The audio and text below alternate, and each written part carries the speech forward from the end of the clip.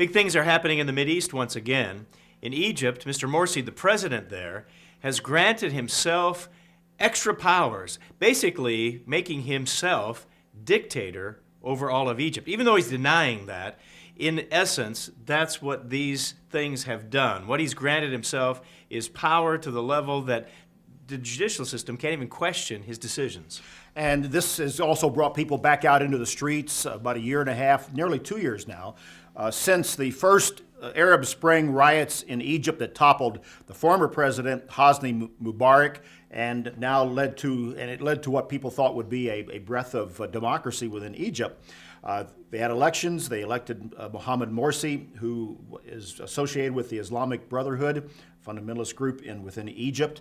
And now he has taken this bold step in the wake of the recent Gaza bombings between Israel and Gaza and the brokered ceasefire that he was a part of. He's now taken these powers to himself, and it's brought people back out into the streets. Raises a lot of questions. What's going to happen in Egypt?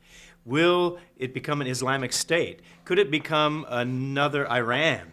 You see, these issues come right to the heart of the matter because these are the things that the Egyptians were protesting against before Mr. Morsi came to power.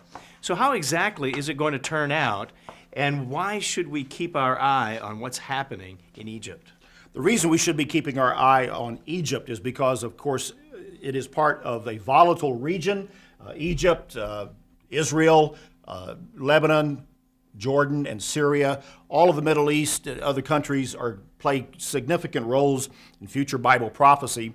In Daniel 11, verses 42 and 43, Egypt is mentioned as this powerful king of the north comes into the region, and Egypt specifically is mentioned. And so what takes place in Egypt, the largest, most populous Arab state with the largest standing military within the Middle East, what happens there is critical. And in regard to this current crisis, again, one of the key players is the military.